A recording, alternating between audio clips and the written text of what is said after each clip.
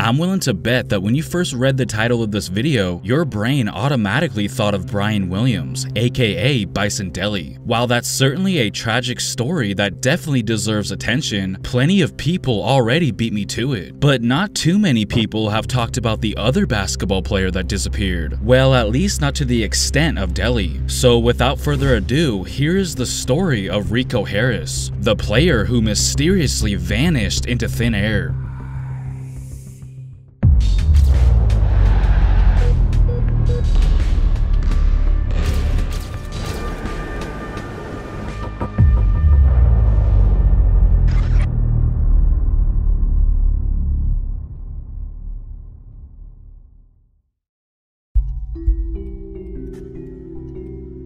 Rico Harris was born on May 19, 1977. His father, Henry Harris, was a former star for Idaho State in the mid-1970s, who went on to play semi-professionally in Los Angeles afterwards, where he eventually met Rico's mother, Margaret. Margaret said that she always felt her son Rico was born to play basketball. In high school, Rico was 6'9", which made him an immediate sensation on the basketball court. His production at Temple City High School drew many college scouts. One of his coaches recalled other teams would double and triple team him. You could just watch him for a couple plays and see the player he could be. Harris would try to emulate Magic Johnson's style of play, going on to average 28 points per game his senior year, and was recognized as one of the best high school players in the Western United States, along with Chauncey Billups, Paul Pierce, and Jason Terry. The head coach of UCLA at the time attempted to recruit Harris. However, Harris did not do well on the SAT, forcing UCLA to withdraw its scholarship offer. Harris went to Arizona State under Proposition 48, which limited him to taking classes during his freshman year in order to regain his eligibility. In March 1996, he was arrested on a charge of unlawful imprisonment along with two teammates, after two women said the players had forced them to perform sex acts against their will. The charges were dropped after investigators uncovered inconsistencies in the women's stories, but the university asked Harris to sit out another year nonetheless. Instead, Harris returned to California and enrolled in Los Angeles City College, which is a 2-year junior college. Rico was the team's biggest star. As one teammate recalled, he could do it all. He was Lamar Odom before Lamar Odom. NBA scouts began attending games as they believed he had NBA-level potential. He was named the MVP of the State Community College Tournament and led his team to the state championship. Rico ultimately returned to Los Angeles City College for his second season, but this time around could not replicate the same success, as he became less focused and began partying and drinking heavily. At one point, he was suspended for 6 games because he was described as a disruptive influence. Nevertheless, many other colleges were still interested in him, but he decided to declare for the 1998 NBA draft instead. He was invited to a pre-draft camp in Chicago, but for some reason did not take the opportunity and withdrew from the draft altogether. He was really close to going to the University of Rhode Island, but came to the conclusion that he did not want to move that far away. So he ended up playing for Cal State Northridge instead, as it was closer to his family. But the people around him told him that he was severely compromising his chances of signing with an NBA team by playing for such a small school in a less competitive conference. And ultimately, they were right, as NBA scouts were no longer interested in him, mainly because he wasn't performing like he used to. After that season, Harris would never play college basketball again.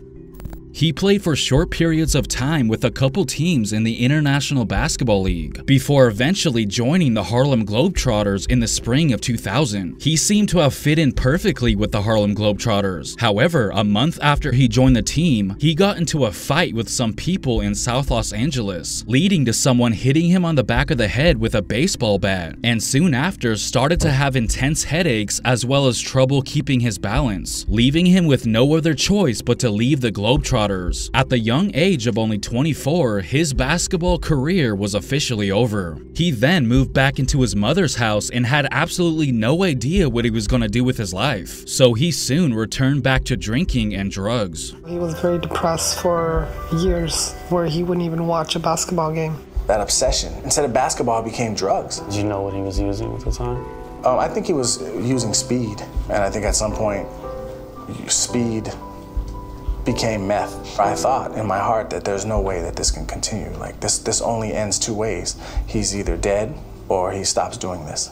He was arrested over 100 times, most commonly for public intoxication. It wasn't until 2007, shortly after he turned 30, when he finally decided to change his life. He got a job working as a security guard in nearby Bell. Then, at a party, he met Jennifer Song, who just so happened to be visiting from Seattle. The two soon became romantically involved, and by 2014, things got really serious between them, as they were planning on getting married. Harris moved in with Jennifer in Seattle with the intention of relocating there permanently. He was able to land a job interview for a position as a property appraiser, but before his job interview, he wanted to visit his mother and brother one more time in Southern California. One of his friends who spoke with him on the phone during the drive said he seemed to have his head together. On October 9th, 2014, his visit with his family was very brief, deciding to make his way back to Seattle shortly after midnight, as his job interview was scheduled for the next day in Seattle. Records show that he stopped just outside of Sacramento to get gas. At 10:45 a.m. on October 10th, 2014, he called his girlfriend Jennifer and left a message saying that he was going up into the mountains to rest. He said that he's gonna go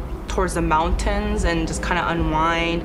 I remember saying to him, like, no, that doesn't have cell phone service, don't go over there. When Harris failed to return to Seattle when he was expected to, his girlfriend called his mother. At first, they decided to wait and see if he would return on his own. But by October 14th, which was several days after he was supposed to have a job interview, they realized that something was wrong and reported him missing to the police. Developing news tonight. Omar Harris, a former Harlem Globetrotter, vanished while on a road trip to Seattle. Harris remains unaccounted They are hoping that for. anyone with information calls police.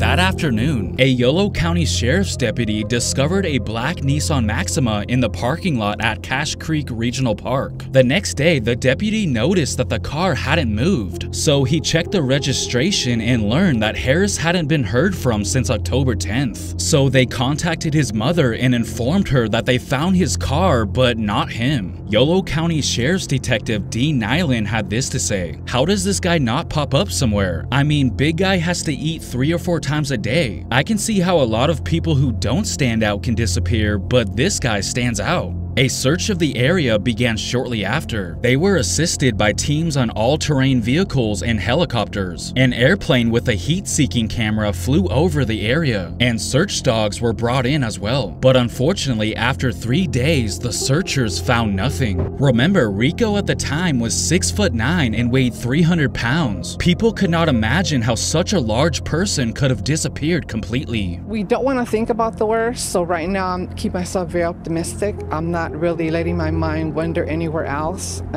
It's an ongoing investigation, so I'm very hopeful. I feel that confident that we're going to find him, you know, that he's going to come through wherever he is. You know, I have to believe that. You know, I have that kind of faith that, you know, we're going to find him. When Rico's description was released to the area, a few sightings were reported. One person reported to have seen a man fitting his description walking along the road, while another person believed he had seen him sitting on a guardrail overlooking the creek near the parking lot. About a week after his disappearance, a trail of fresh foot impressions consistent with Rico's shoe size were found leading from the parking lot to the creek. Investigators were also able to find Harris's backpack, and inside was his phone. The phone contained some selfies that he took of himself around the creek, and there were also some videos that were time-stamped the night of October 10th, in which he appeared to be just fine, which gave his family a sliver of hope that Rico was possibly still alive. But as time went on, that hope began to fade away, as Rico Harris is still currently missing after almost 10 years. Here's what his mother has to say, quote, "This is a pain that's deep, that goes down to your core," she said, wiping away tears that keep coming. "It's like you're on a merry-go-round and can't get off. Nothing is going to quiet the pain. Nothing is going to make it go away. He could be alive. Maybe he's not. I don't know what the truth is. I don't know. People don't just vanish. I am not giving up on finding my son."